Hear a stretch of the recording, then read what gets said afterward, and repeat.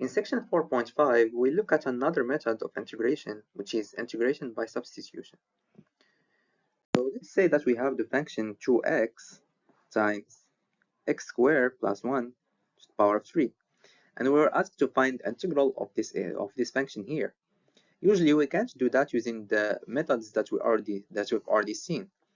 However, using integration by substitution, we can easily find that the integral of this function here will just be 1 over 4 x squared plus 1 to the power of 4. How did we do that? That's what we'll see in this section. So integration by substitution gives us two main tools that we may use. First, it asks us to find a pattern that we can use, and second, it gives us the opportunity to do something like a change of variable that might be of help for us.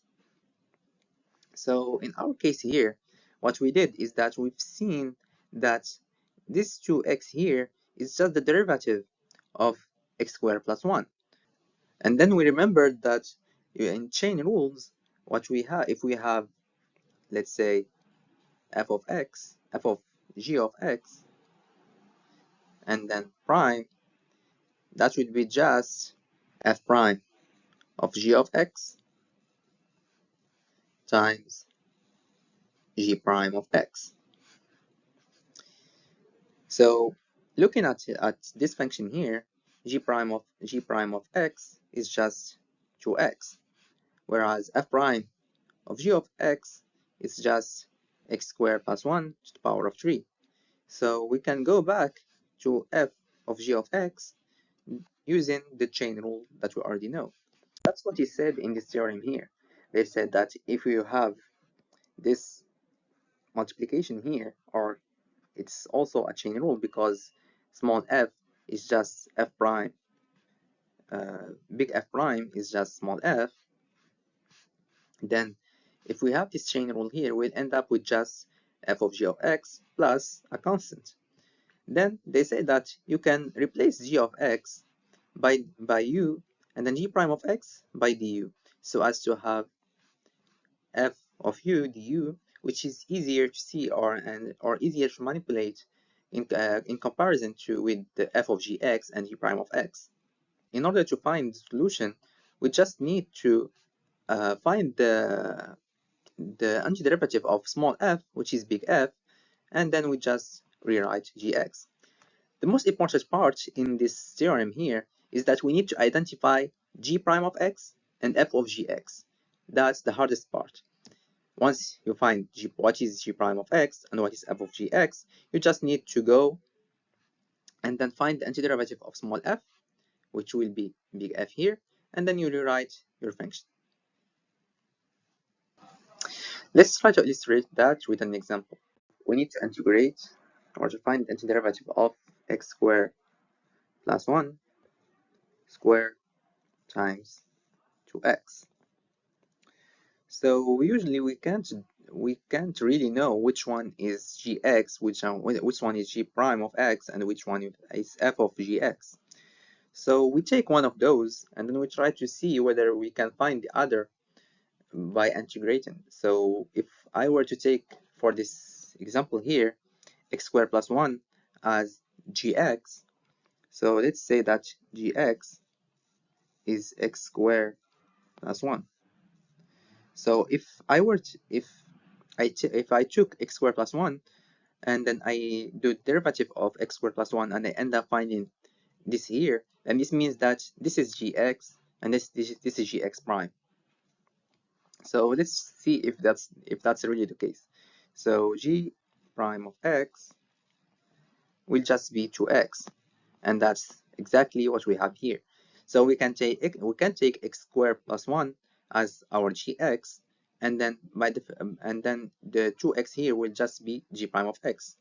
Once we find that, we can rewrite this as just this will be similar to f of gx times g prime of x dx. Why is that? Because we said that gx will be x squared plus 1, g prime of x, as we've seen, is just 2x, and then f here is just the square function. F of x is just x squared. This means that f of x squared plus 1 is just x squared plus 1 squared. Once we know that, once we find the pattern, which is once we find or we rewrite our function as f of gx, g prime of x, then what comes after is much easier, because we just need to find the antiderivative of small f, and the antiderivative of x squared is just x cubed over 3. Then this means that our the antiderivative of our function here, initial function, will just be x here will be x squared plus 1, because it's a composite function, so we'll end up with x squared plus 1 to the power of 3, the 3 that comes from here, and then over 3. And that's our composite function plus the constant that we can add. Second tool in integration by substitution is change of variable. This is useful when we can see a pattern that we recognize in our function, and so we want to be able to integrate. So let's take the example of integral square root of 2x minus 1 dx. In this case, even if we were to integrate 2x minus 1, the integral, or the derivative of 2x minus 1 is 2, and there is no 2 here in the expression. This is a simple example, but in much more advanced examples, there might be some missing. Let's say we might be missing x squared or x cubed or something like that. So in this case, we use the change of variables. The change of variables says that we can write 2x minus 1, or we can take 2x minus 1 as u. You can say 2x u as 2x minus 1, and then we need to find this dx here. So in order to do that, we need to differentiate u. This will give us du is equal to 2 dx, and then 1 is just 0. This means that dx is just 1 over 2 du. And then we can go back to our expression and just replace 2x minus 1 with u, and then dx by its expression. So let's go back, and then this will be u, and then this will be 1 over 2 du. And then this is just 1 over 2. You can take it outside, or we can leave it.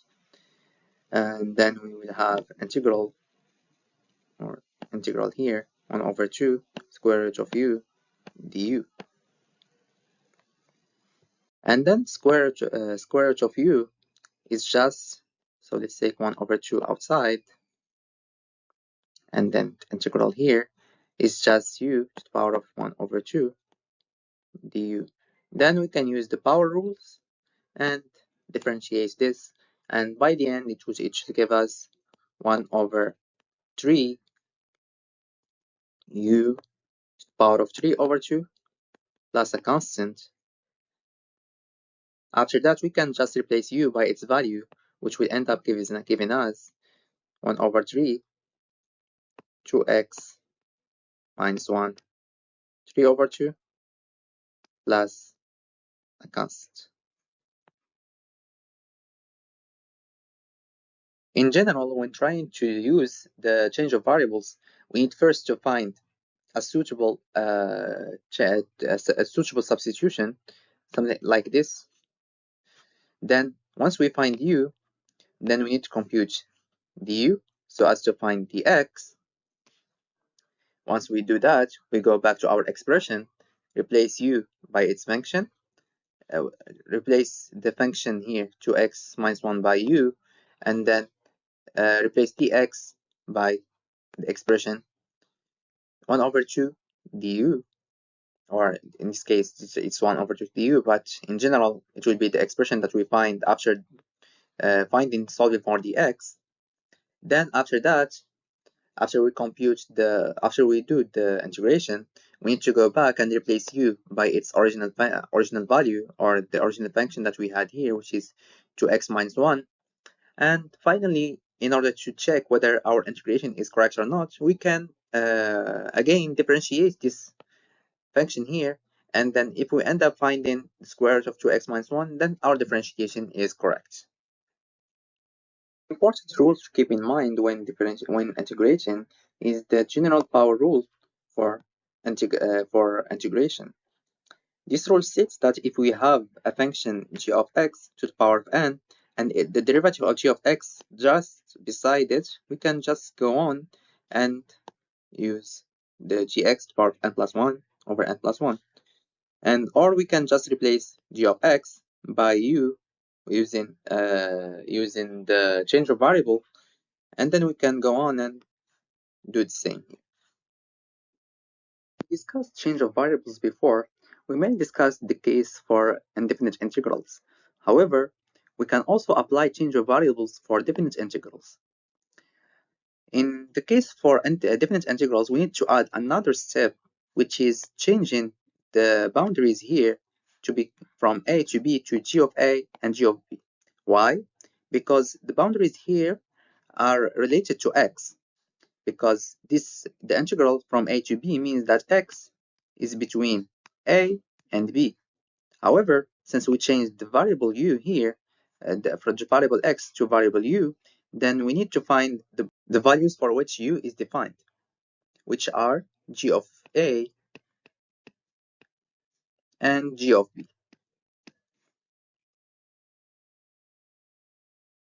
A very useful theorem in integration is the integration of even and odd functions.